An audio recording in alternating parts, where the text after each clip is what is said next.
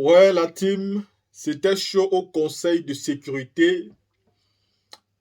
Nous avons tous vu sur les réseaux sociaux des échanges entre le représentant du Mali, l'ambassadeur français et l'ambassadeur équatorien, de l'Équateur, je veux dire.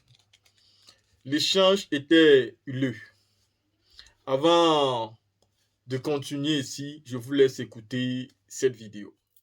Je puis vous assurer donc que le gouvernement continuera d'œuvrer inlassablement pour la promotion et la protection des droits de l'homme, ainsi que le respect du droit international humanitaire sur notre territoire. Cependant, le Mali se dressera avec force et avec la même énergie contre toute utilisation de la question des droits de l'homme à des fins politiques ou de déstabilisation. Vous avez entendu tout à l'heure l'ambassadeur de France parler avec détermination concernant la situation des droits de l'homme au Mali. Je voudrais tout simplement vous dire qu'il a eu une mémoire sélective lorsqu'il a parlé spécifiquement du cas de Moura. L'ambassadeur de France se rappellera que dans le rapport de la Commission d'enquête internationale sur le Mali, plusieurs paragraphes sont consacrés aux violations des droits de l'homme sur les populations maliennes par les forces françaises. J'aurais aimé qu'il ait la même détermination à évoquer cela. Deuxièmement, j'aurais aimé que l'ambassadeur de France, s'il n'avait pas la mémoire sélective, dise à ses conseils qu'en janvier 2021, les forces françaises ont transformé une célébration de mariage en deuil national au Mali, à Bounti.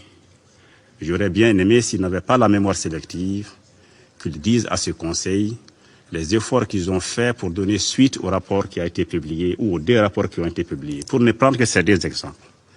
J'ai entendu autour de cette table plusieurs interpellations, y compris de mon voisin de l'Équateur. Je voudrais lui dire ceci. Le Mali a très peu de leçons, sinon pas du tout de leçons à recevoir d'un pays qui est également interpellé par rapport aux violations des droits de l'homme. La liberté d'expression, la liberté de se réunir, les persécutions contre les journalistes, les persécutions contre les procureurs et les juges sont monnaie courante dans votre pays. Donc n'ayons pas la mémoire sélective concernant les droits de l'homme. Elles sont valables pour nous tous. Donc je voudrais rassurer tout le monde, nous restons déterminés à travailler avec vous à l'amélioration de la situation des droits de l'homme, mais nous sommes opposés à la politisation et à la stigmatisation concernant cette question spécifique.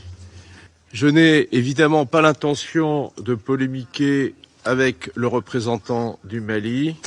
En effet, tout ce qui est excessif est insignifiant. Et ce qu'il vient de nous dire concernant mon pays était excessif et donc insignifiant. Je voudrais juste rappeler deux choses. D'abord, au début de l'année 2013, et dans mes fonctions précédentes, j'ai été associé à ces décisions à chaque étape, la France est intervenue au Mali à la demande des autorités maliennes. Au début de 2013, le Mali faisait face à une offensive d'Al-Qaïda au Mali, dont les forces progressaient vers la capitale et auraient pris le contrôle intégral du Mali à quelques jours près, à 24 heures ou 48 heures près. Au début de 2013, qu'on le veuille ou non, c'est l'armée française qui a sauvé l'indépendance du Mali, qui sinon serait tombée aux mains d'un groupe terroriste Al-Qaïda au Maghreb islamique et ses autres partenaires. Première chose. Deuxième chose, depuis le début 2013, ce sont 50 soldats français qui sont tombés au Mali pour la défense de l'intégrité, de la souveraineté et de la paix au Mali. Pour rien d'autre. C'est ce qui s'est passé. Et troisièmement, s'agissant des incidents évoqués par le représentant du Mali, tout cela est parfaitement inexact, à commencer par les accusations relatives au mariage qui s'était déroulé dans le village de Bounti. J'ai eu moi-même l'occasion de rencontrer le secrétaire général des Nations Unies et de lui diffuser les images enregistrées à ce moment-là pour expliquer ce qui s'était passé. Et les premières estimations et rapports des Nations Unies étaient malheureusement totalement inexacts et infondés. Donc basons-nous sur des faits, aidons les Nations Unies à faire leur travail, espérons qu'elles vont pouvoir continuer à enquêter dans le domaine des droits de l'homme, attendons patiemment que le rapport de Moura sorte. Il y a eu 300 morts en mars 2022 à Moura. On attend toujours le rapport du Conseil des droits de l'homme. Et pour sa part, la France continuera à aider le Mali et la population malienne qui souffre et qui a besoin de paix et probablement de démocratie. Je remercie le représentant de la France et je donne la parole à l'Équateur qui a demandé la parole pour réagir également. Merci, Monsieur le Président.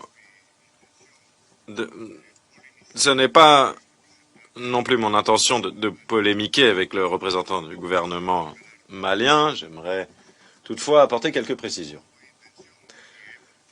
Je n'ai pas eu l'intention, nous n'avons pas essayé de faire la leçon au gouvernement malien s'agissant des droits humains. Les droits humains ne doivent pas être politisés. Les droits humains concernent l'ensemble de l'humanité, ils ne sont l'apanage d'aucun pays.